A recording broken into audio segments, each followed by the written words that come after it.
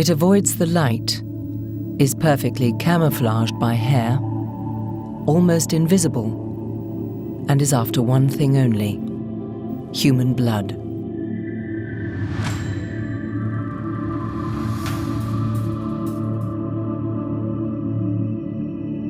The head louse, an extremely annoying pest. With the barbed tips of its legs, it cleverly attaches itself to the hair and moves around the scalp undetected. The parasite has an unquenchable thirst for blood. With its slender feeding tube, the louse penetrates the skin and sucks its host's blood several times a day, while the countless eggs it lays harbor the next troublesome generations.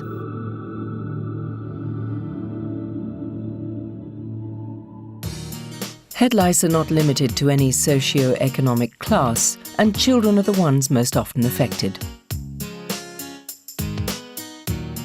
Personal hygiene has nothing to do with infestation either. To find a new host, lice need contact between their host head and another, as they can neither jump nor fly. A more recent form of treatment is the use of natural oils such as tea tree or soya bean oil. There are various products available, but their effectiveness and tolerability are debatable. One of the oldest forms of treatment still in use today is neurotoxic insecticides. They are available as shampoo, gel, lotion, or in spray form. But these treatments can have definite disadvantages. Used incorrectly or in too high doses, they can have undesirable side effects.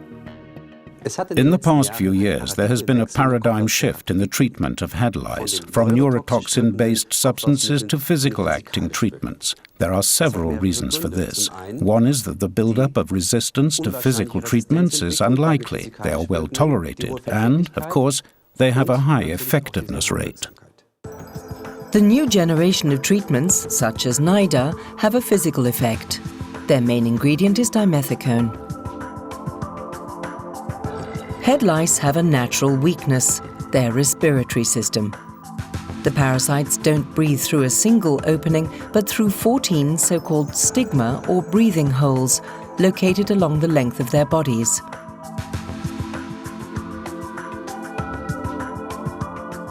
These end in finely branched trachea, or a system of tubes, which permeate the creature's entire body, supplying it with the oxygen it needs to survive. The eggs, too, have tiny respiratory openings that supply them with oxygen.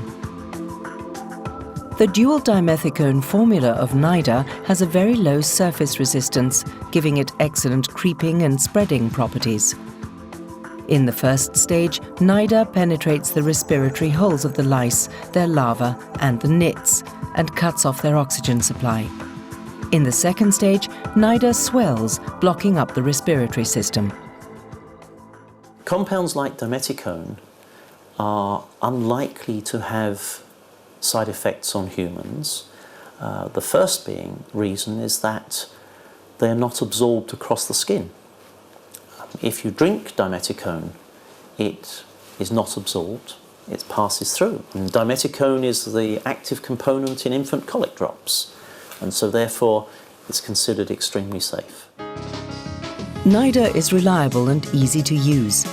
The solution is carefully sprayed into dry hair at the roots. It's important to ensure that no area is missed out. The preparation's fresh smell makes it pleasant to use. Afterwards, NYDA is massaged thoroughly into the scalp and hair so that all the hair is covered in it.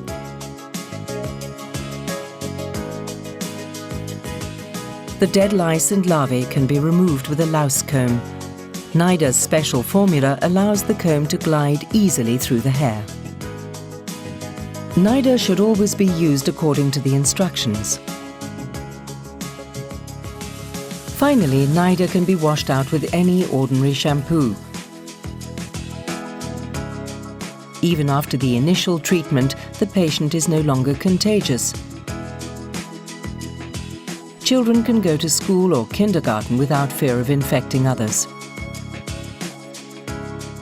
NYDA cannot prevent reinfestation from non-treated individuals, Therefore, parents should be vigilant and check their child's head after 8 to 10 days. Anyone can get head lice. It has nothing to do with one's social status.